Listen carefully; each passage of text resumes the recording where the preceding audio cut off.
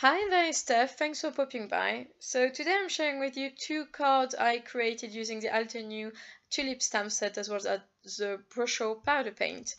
I've started by using some Tim Holtz or Ranger probably watercolor cardstock, US size. I use my embossing buddy bag to remove the statics and then I stamped with some Versamark ink.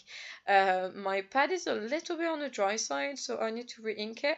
I'm not sure if you know, but you can actually find the Versamark re-inker. Well, I did at least once, probably about a year ago, because I don't watercolor very much and I don't use embossing powder that often, so it's gonna last me forever. But just so that you know, they do actually exist. If you haven't heard from it, you don't necessarily need to buy a new pad. That said, the pad gets quite dirty, so you may want a new pad, but you don't have to. Anyway, I'm using this new Nouveau embossing powder I bought, and I bought a clear one as well as a black one. And I used to have a black embossing powder that would make a real mess.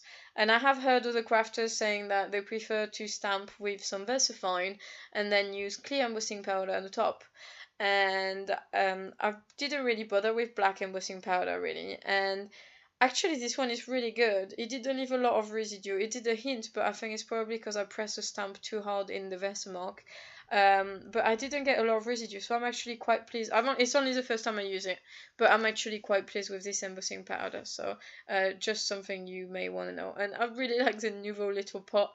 I wanted to put the embossing powder in the little Tupperware because it's easier to put the powder back in without having to use a piece of paper or anything, like coffee filters or anything like that. But I find the little pot so cute that I haven't actually done that.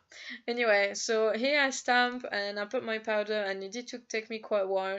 And I did two cards at the same time because I always put embossing powder everywhere. So I stamp and I put the powder, and then when I'm done, I clean everything on my mat so that when I melt the embossing powder, it doesn't melt onto my mat because that's really annoying me, really bad. When it does happen, sometimes I use the adhesive eraser, that kind of rubber that feels like rubber, quite literally, or some sort of rubber, and it kind of takes some off, so that can be helpful, but it doesn't do miracles. It can't take everything off. So anyway, I've melted my embossing powder. So I start with the first one with the clear embossing powder. And I really like this contrast you get when you have dark colors and white embossing powder. But here it's clear, but it looks white. So I went full on with the colors, and I did that for quite a while actually. And at the end I wasn't quite too happy, so you will see what I do at the end to kind of fix it. I was about to get rid of my card, to be honest, but I don't like doing that. I try to kind of keep going until I find a way to fix it. So it's not my favorite card, but I didn't give up and I did try to persevere. I find Brusho to be quite a hard medium to work with.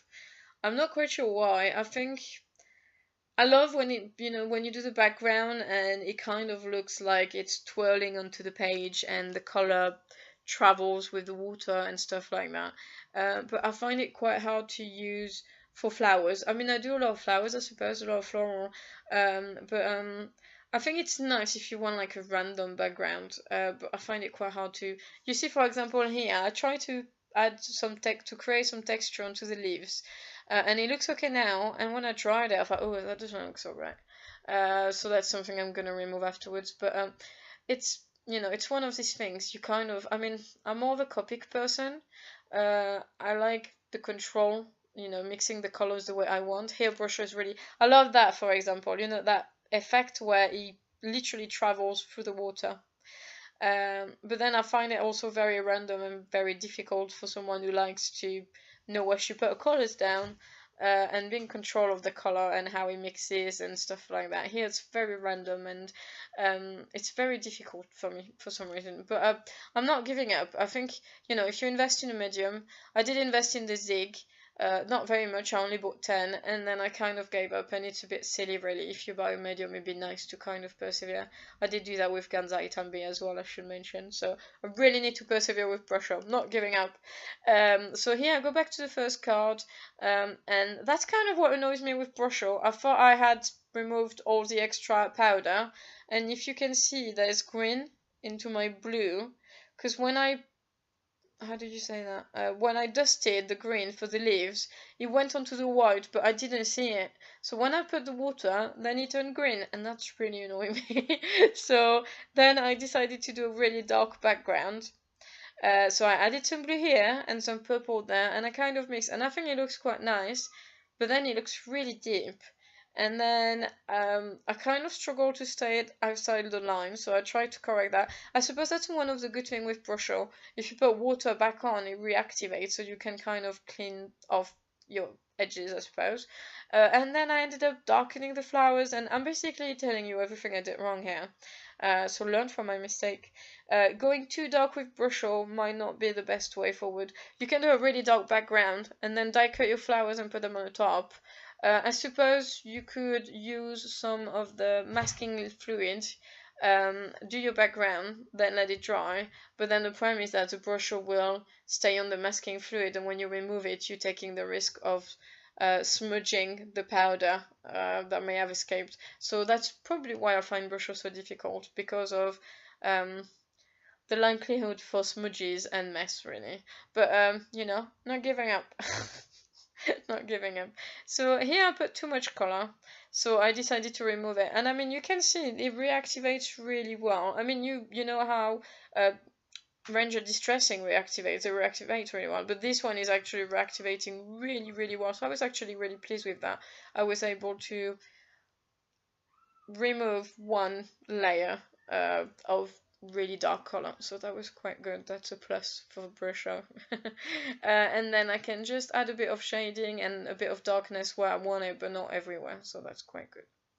And then I just keep going until I'm pleased, really. So then for the flower, I decided to do yellow, and then I will add a bit of orange. I mentioned that in another video that I kind of do my shading for yellow with orange and my shading for orange with red and so on. But it's quite nice to kind of layer it. You see here, I made a mess on one of those tulips, and I managed to remove it and recolor. So that's quite cool, because you can't do that with Copic or any other medium, really, that I can think of. So I wasn't happy with that card, so I decided to do strips, and I thought, oh, that looks nice actually. The water comes off, the color comes off, and then I put loads of water, and I use a piece of kitchen roll, and I basically try to add texture by doing anything. And I actually like the result better because it was lighter. So what I learned from that is probably not to overdo it with the pigment. Use a piece of kitchen roll a bit more, and I mean, I see people do that for watercolor quite a lot, you know, use the kitchen roll to remove the extra color. So that's probably something I should do a bit more often. I'm not teaching you much here because I'm learning. I'm literally in the learning curve, but if there's something to learn, I suppose, is try not to give up. Don't put your card in a bin, just try to persevere. So here I had kind of like a really flat card, in the sense that everything was kind of washed off, quite literally, I suppose. So I decided to use a glaze pen, because a gel pen will pick up the pressure and it will reactivate it. Sorry.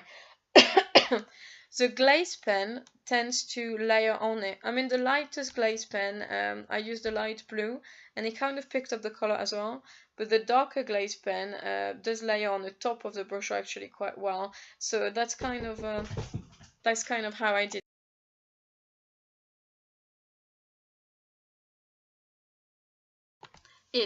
I don't see a lot of people using glaze pen, and I kind of wonder if it's just because people don't really know about them, or if people don't like them too much. So please tell me, what do you think about the glaze pen? Have you tried them? Have you not heard about them at all? I mean, you may have seen them in my previous videos, but would you find them interesting? I kind of like to know, because they're not that popular, and I mean, they're not saying they're not popular. They're all good pens. I just don't see people use them very much. And also for the Copic Pick at You, which I think are really cool glittery pens, and I don't see them used that often. So I kind of wonder, do people know about them? What do you think? Anyway, second card, same thing here. I'm just adding a bit of depth by adding the light Test blue glaze pen, and that's the one that picked up the color a little bit, but it was fine. You know, it was no problem. I still managed to add that hint of shading around the flowers, and that's quite cool. And then I use the Copic Picker Atelier to add a little bit of glitter, which doesn't come up on the video very well, particularly when the glaze pen is also shiny. You don't really see it that well, but hopefully you may see it on the photos at the end. Then I really like this Copic pens and this Copic pen and glaze pen. I think they really add a little something, and you must know because I use them everywhere. So anyway, then I'm gonna cut my cards to size, and with the first card I've decided to cut out a frame, which here is quite handy because it's a US MFT frame dies, and they are about the same size as this US watercolor cardstock.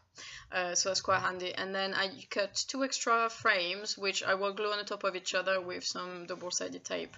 And then it just enables me to add a little bit of dimension, but not too much. I think it just adds that little bit of interest onto the card. So here I try to keep the frame, and then I realize my European card size just can't match that. So anyway, and then I just add all my 3 frames on the top of each other, and you see it's very subtle, but I think it looks quite cool. I do have a bit of excess of glue on the side, and I use the adhesive remover I was mentioning earlier, and it works pretty well. And then I cut too fast, so I didn't cut very straight, so I had to fix that with my scissors. I bought these Tim Holtz scissors, and they're really good. I bought both, the tiny one and the large one, and although they're not quite cheap, I think they cut really well, and they're really handy to have the 2 different sizes, so that's quite cool.